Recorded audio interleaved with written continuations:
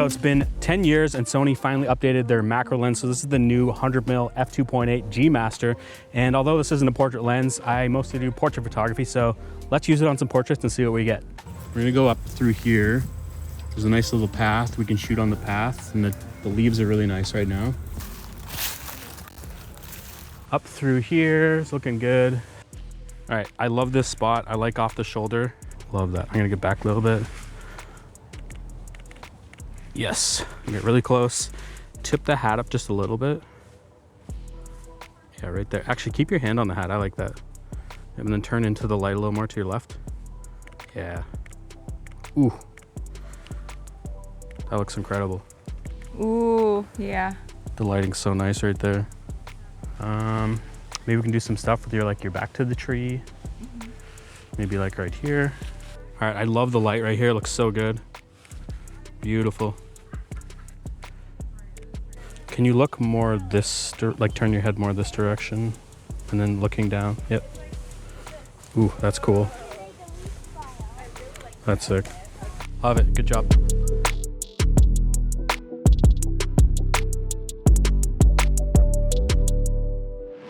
When it comes to the specs of this lens, it's actually pretty light for its size, coming in at 646 grams. Of course, like most modern G Master lenses, it has 4 XD linear autofocus motors for smooth, snappy, and silent focusing.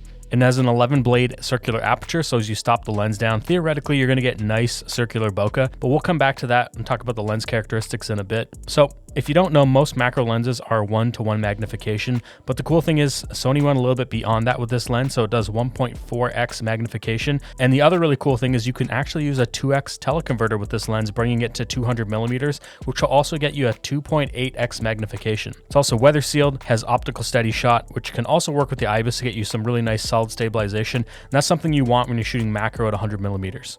Go for it. Ooh, I love this. Stop right back there, go back a little bit. Come ahead a tiny bit.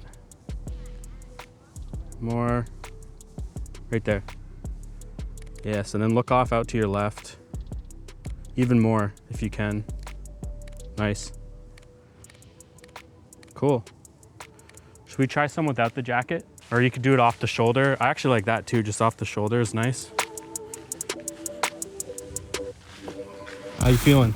Great. I think we're getting a lot of awesome shots. Yes. Were you gonna hug the audience? So this lens should look really flattering for portraits. That 100 millimeter focal range always looks really nice with portraits.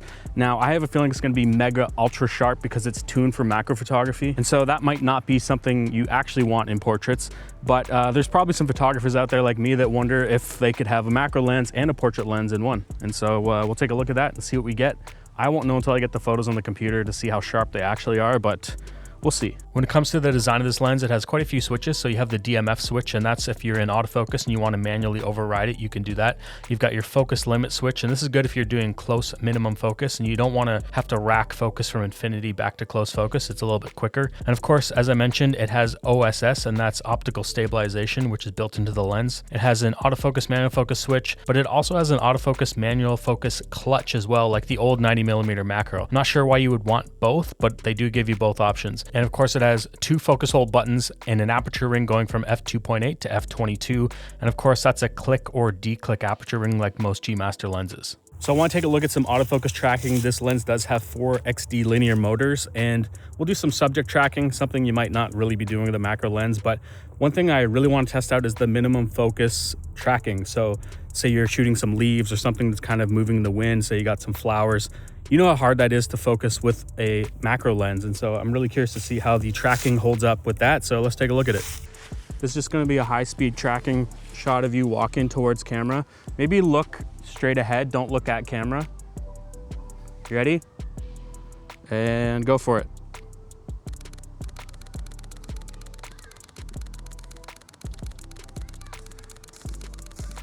Nice.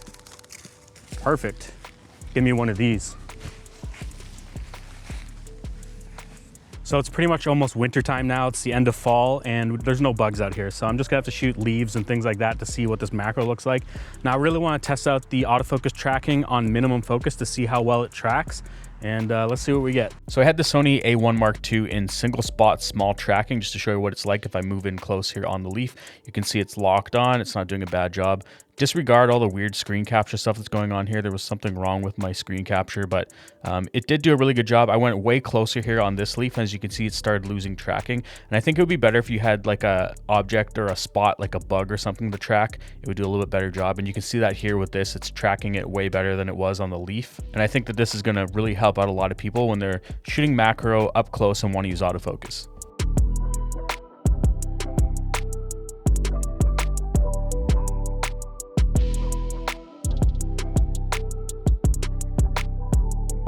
I also wanted to do a quick video autofocus test too, just to show you what it's like and the focus breathing. There is a little bit of focus breathing with this lens, like you're going to get with most macro lenses, but it's actually not that bad, to be honest.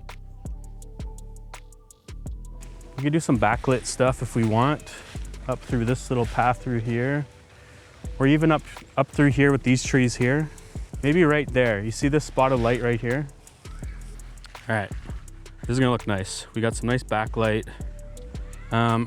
If you want, you can just move in there, like kind of switch it up and change it up. Yeah, right in there is really nice. That's actually perfect, yep. Love it. All right, you can move around in there, switch it up. I'm gonna get a little closer. Beautiful. Look straight on with me now. Just like turn, yep. Love that. Got flowers in my way, but I like it. When it comes to the characteristics of this lens, when you're up close doing macro, it has a really nice smooth fall off and background bokeh. But when you get back a little bit and do portraits like this, you can see it's got a little bit more of a cat's eye bokeh. It's actually kind of swirly and it's kind of cool. It looks almost like a vintage Russian lens, except with modern sharpness and contrast. And this look might not be for everyone, but I actually kind of like it. So when it comes down to it, this is a really good macro lens for the Sony system. Obviously, it's been 10 years since the 90mm came out, and that lens is also really good. But this lens just kind of steps things up. It's a G Master lens, so fully weather sealed. It's got the 4XD linear motor, so the autofocus in this is way faster. But you're doing macro. Typically, you don't really care too much about autofocus, but this still does have that clutch to switch between autofocus and manual focus, so that's really cool. This is focused by wire, but it doesn't feel like it. It feels like you're direct connected to the lens. And so I'm pretty stoked with this. It's not that heavy. It's not even that expensive for the most part. It's $1,500 US, or I think 1,800 Canadian, which is pretty good for a lens like this. And I was worried that it was going to be too mega sharp for portraits. And although it is very sharp, I didn't find it to be too over the top, and it does look really nice. And it even has some pretty nice characteristics if you wanted to use this as a portrait lens. All right, guys, that's it for this video. Thanks for watching. That's the 100mm F2.8 G Master Macro. Thanks to Adelia for modeling. I hope you guys enjoyed this video. If you liked it, give it a thumbs up. If you dislike it, give it a thumbs down twice. Don't forget to hit that notification bell. See you guys in the next one. Bye.